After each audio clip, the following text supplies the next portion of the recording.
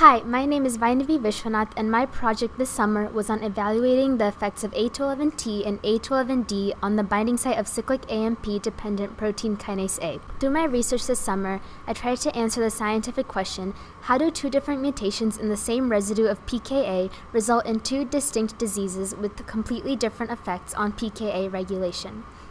Let's take a step back. Protein kinases are key regulators of cell functions. They act like a business manager, adding tasks to other proteins to direct them around a company. But instead of a task, kinases add phosphate groups to substrate proteins to direct other proteins. I'm studying protein kinase A, a special kind of kinase. When protein kinase A, or pKa, binds to another molecule called cyclic AMP, it is activated. Specifically, pKa in the cell regulates glycogen, sugar, and lipid metabolism. An analogy I like to use to illustrate the function of pKa is an army general who controls his troops, the troops being the substrate proteins in the cell. In the wild-type or non-mutated form of pKa, at position 211, there's an alanine, which is a small hydrophobic residue. pKa has two possible mutations at the same position. A211D is a mutation where the residue alanine is replaced by the residue aspartic acid. A211D leads to decreased regulation of pKa, thus increased activity. It is associated with Carney complex, a rare hereditary disease that can cause endocrine tumors and cardiac maximas. On the contrary, A211T results in a completely opposite effect. It leads to increased regulation of pKa, causing acrodyscystosis. Consequences are growth delay, skeletal malformations, learning disabilities, cell resistance to hormones, and more. These mutations are right next to the binding pocket for cyclic AMP. Thus, there is a good chance that the mutation affects the conformation of the binding pocket and the overall behavior of the protein. This raises the question, how do two different mutations in the same residue of pKa result in two distinct diseases with completely different effects on pKa regulation? My hypothesis for the two mutations are the following. A211D leads to greater activity of pKa because aspartic acid, which has a partial negative, could attract a positively charged atom, maybe a hydrogen, in the binding pocket or near it, causing the portion of the protein to bend, moving the location of the binding site residue, making it more sensitive to cyclic AMP and triggering the release of the catalytic subunit.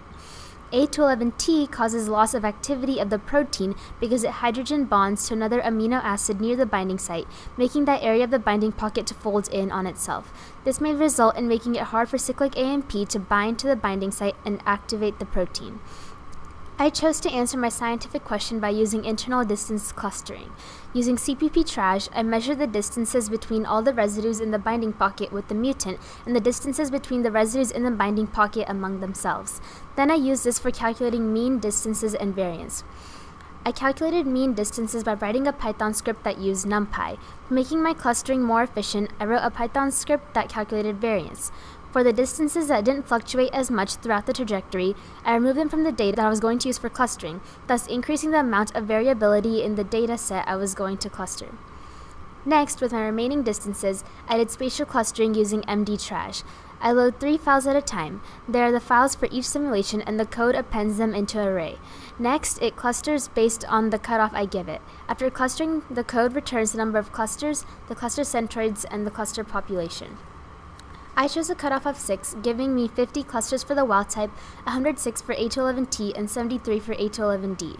The number of clusters demonstrates something very interesting. The binding site for A211T and A211D mutants are much less stable than the binding site for wild type because the same distance cutoff resulted in more clusters for the mutants than for the wild type. I chose the 10 most populated cluster centroids from the wild type with each of the mutants for comparing on VMD. By aligning the centroids on VMD, I saw that the mutants were less stable because there was more movement from the aligned PDBs.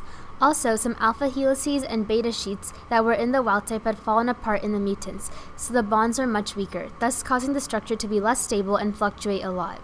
Next, observing the comparison among the cluster centroids and the 1RGS wild-type PDB, I noticed that the A211T binding pocket area was much bigger than that of 1RGS, and the binding pocket area of A211D is more compact and smaller.